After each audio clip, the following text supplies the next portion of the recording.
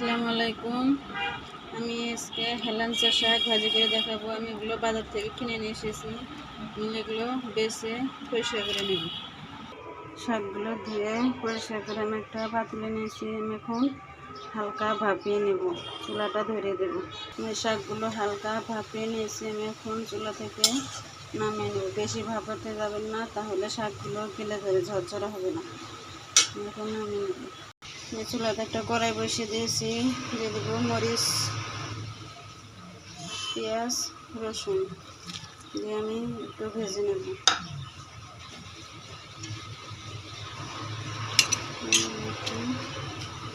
ভালো করে ভেজে নেব। মরিচ পেঁয়াজ একটু ভাজা করে ভেজে নেব।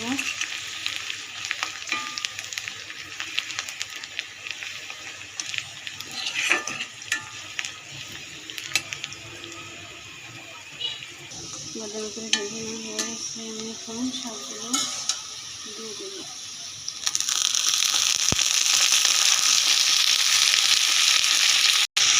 এখন দিয়ে দেবো স্বাদ মতো লবণ দিয়ে আমি শাক ভেজে নেব।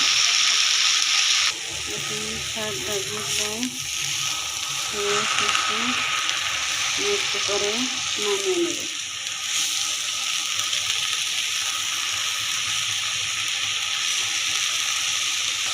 এখন চুলাটা বন্ধ করে দেবো। আমার শাক ভাজি হয়ে গেছে। এই হেলাঞ্চা শাক ভাজির রেসিপি যদি আপনাদের ভালো লেগে থাকে তাহলে অবশ্যই আমার পাশে থাকবেন। দেখেন কতটা সবুজ আছে, বেশি ভাপাতে যাবেন না, তাহলে কালারটা ডিসকালার হয়ে যাবে। ক্যামেরাতে কতটুকু বোঝা যাচ্ছে আমি জানি না। দেখেন কতটা সবুজ। আমার রেসিপি যদি আপনাদের ভালো লেগে থাকে তাহলে অবশ্যই আমার পাশে থাকবেন। আর ফেসবুক থেকে দেখে থাকলে ফেসবুক পেজটা ফলো করবেন, আর ইউটিউব থেকে দেখে থাকলে ইউটিউব চ্যানেলটা সাবস্ক্রাইব করে দেবেন, পাশে থাকা বেল আইকনটি ক্লিক করে দেবেন। কতটা হেলাঞ্চা শাক, অনেকটা মজার। যদি কোনো ভর্তার সাথে যদি শাক ভাজিতে ভাত খাওয়া যায় তাহলে তো কোনো কথাই নেই।